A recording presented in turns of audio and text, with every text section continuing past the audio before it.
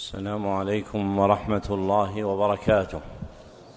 الحمد لله الذي جعل العمر أياما وجعل عمارتها بالعلم النافع من أعلى الأعمال مقاما، وأشهد أن لا إله إلا الله وحده لا شريك له معبودا حقا، وأشهد أن محمدا عبده ورسوله مبعوثا صدقا، صلى الله عليه وعلى آله وصحبه وسلم تسليما مزيدا.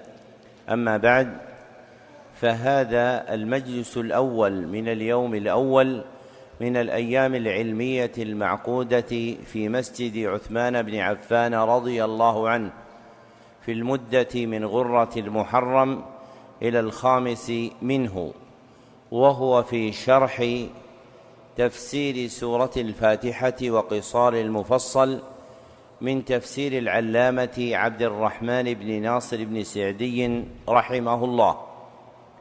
واختير تفسير ابن سعدي لما له من المقام السامي والمنزلة الرفيعة في سهولة ألفاظه ووضوح معانيه، فهو جامع بين وجازة المبنى وجلالة المعنى، فأصل وضعه إرادة نفع عموم المسلمين، فلم يوغر العبارة ولا استعمل وحشي الألفاظ ولا طول بذكر الخلافات ملاحظة لهذا المقام.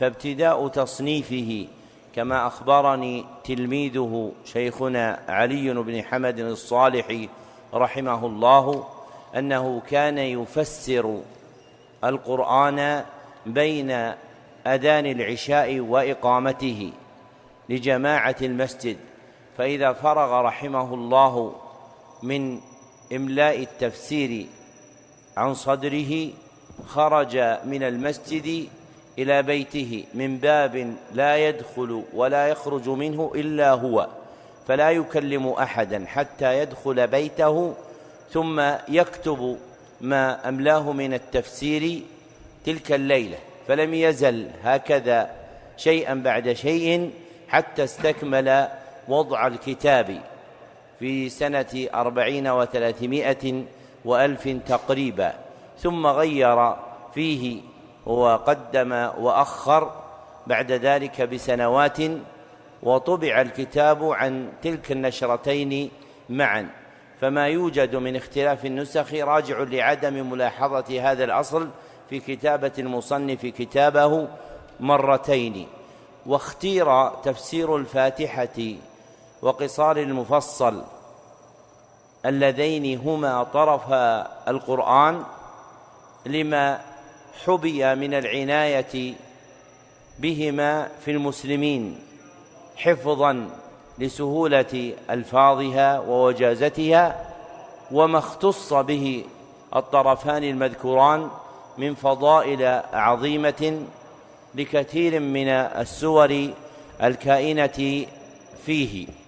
وسنشرع إن شاء الله تعالى في قراءة تفسيره رحمه الله على طرفي المصحف الشريف، مع بيان ما لا بد من بيانه، سالكين طريق التوسط الجامع بين الإيضاح والتفصيل والتقعيد والتأصيل بما يناسب المقام ويحقق المرام.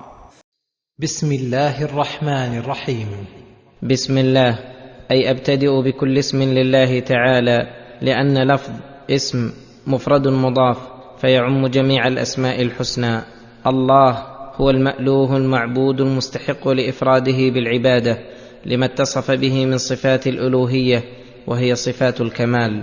الرحمن الرحيم اسمان دالان على أنه تعالى ذو الرحمة الواسعة العظيمة التي وسعت كل شيء وعمت كل حي، وكتبها للمتقين المتبعين لأنبيائه ورسله، فهؤلاء لهم الرحمة المطلقة، ومن عداهم فله نصيب منها.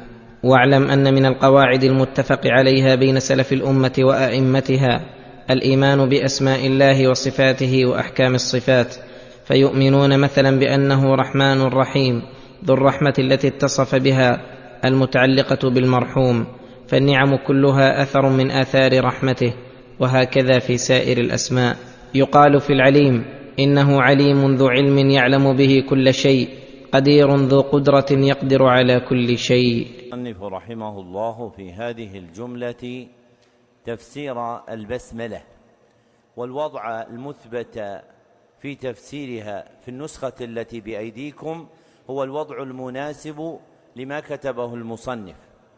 فحقيقة تدوين المصنف تفسيره عليها أنه فسر البسملة أولا ثم فسر سورة الفاتحة ثانية، فلا يجعل تفسير البسملة مدمجا في تفسير الفاتحة، بل هو متقدم عليها بائن منها، لما تقرر في أصح الأقوال أن البسملة آية من القرآن مستقلة جعلت في فواتح السور للإعلام بأن المبدوء بها سورة من سور القرآن، وأخليت من ذلك سورة التوبة مراعاة لحسن الافتتاح، فإن المذكور في صدر سورة التوبة البراءة من المشركين، ومعنى البراءة غير مناسب في حسن الافتتاح مع معنى الرحمة، فأخليت سورة التوبة من ذكرها، وبقيت البسملة آية مبدوءا بها في كل سورة للمعنى المتقدم ذكره. والمواضع المحتاجة للتقرير عليها من كلامه 6. فالموضع الأول قوله: لأن لفظ اسم مفرد مضاف فيعم جميع الأسماء الحسنى، أي أن ما ذكره في قوله قبل أي أبتدئ بكل اسم لله تعالى أراد به العموم المستفاد من هذه الدلالة اللغوية له، وهو أن العموم يستفاد من طريق المفرد المضاف، فالمفرد هنا كلمة اسم، والإضافة وقعت إلى الاسم الأحسن الله، والمفرد المضاف يكون مفيدا للعموم ب3 شروط: الأول أن يكون مضافا إلى معرفة، فإذا أضيف إلى نكرة لم يفد عموما اتفاقا، كما لو قيل قلم حبر. والثاني أن يكون المفرد اسم جنس دال على معنى شائع في أفراده، كالاسم أو النعمة أو غيرهما. فقوله هنا بسم الله وقوله بنعمة ربك كلاهما وقع المفرد اسم جنس أضيف إلى معرفة. والثالث ألا تكون الواقعة في المضاف إليه للعهد، فإنها إذا كانت للعهد لم تفد عموما، فإذا وجدت هذه الشروط الثلاثة فإن المفرد المضاف يدل على العموم، ومنه هذه الآية.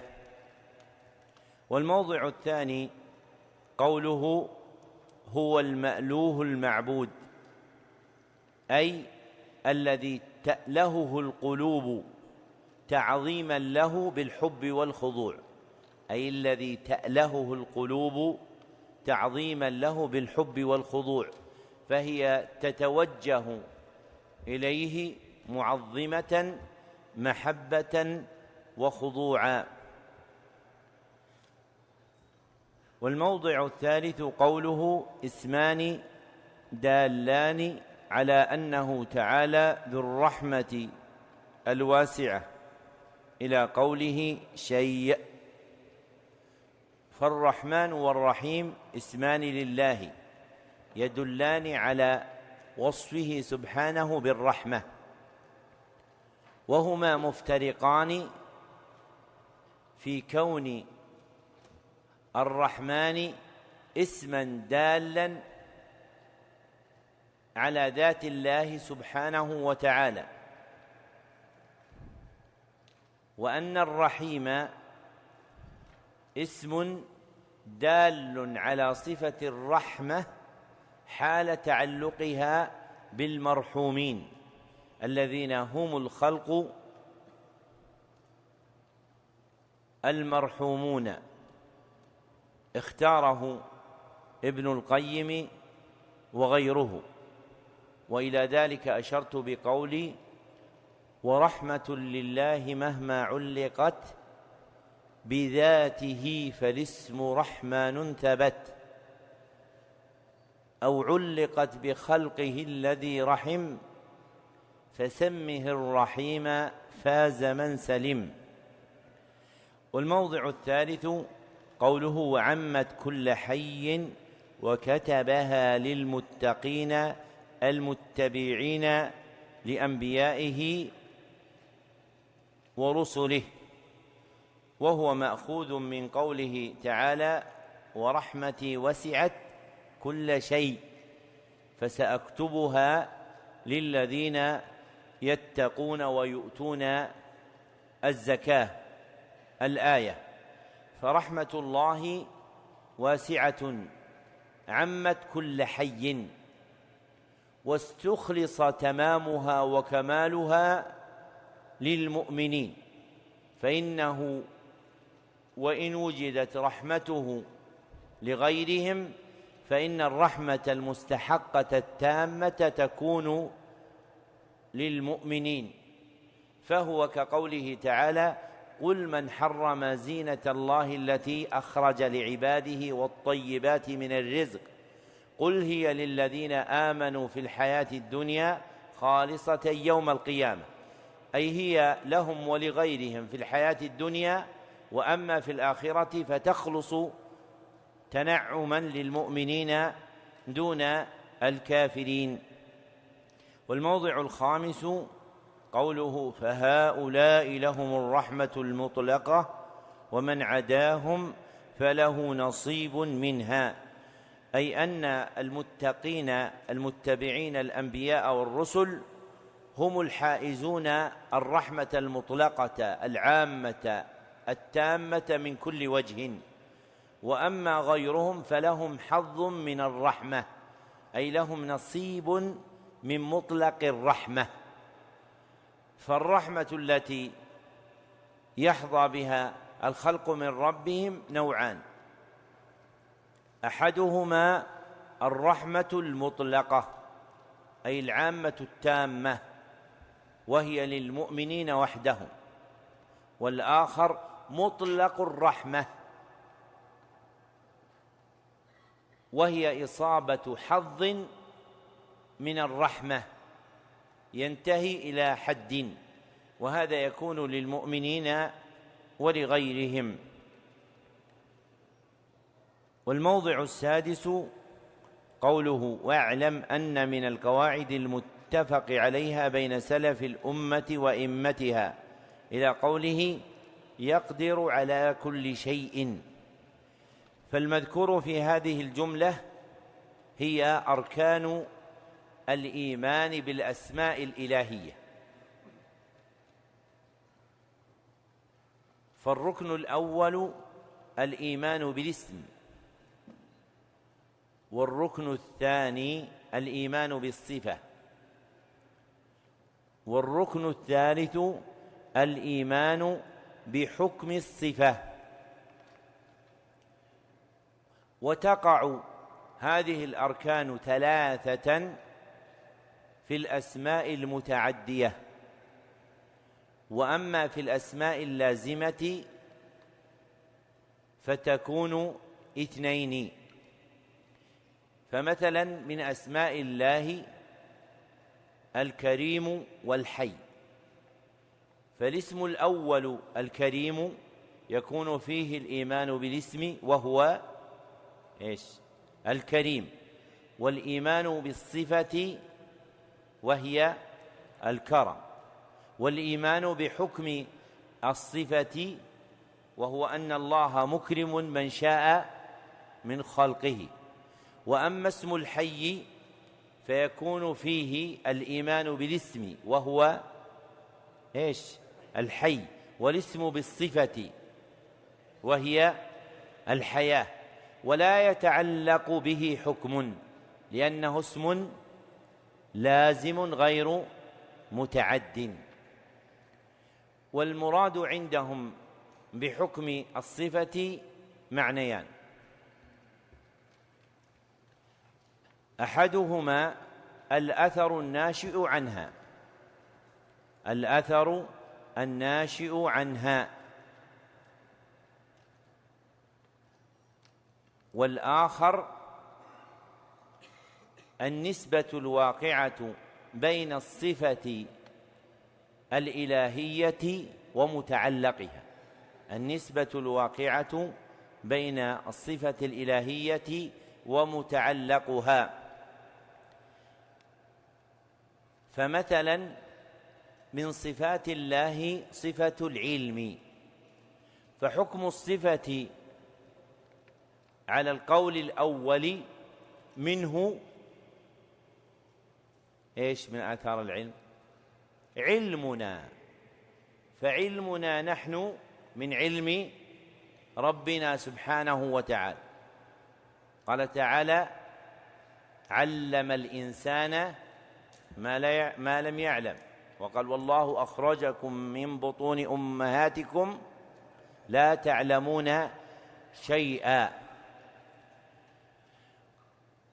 والنسبة بين العلم ومتعلقها الذي هو المعلومات يسمى أيضا حكم الصفة.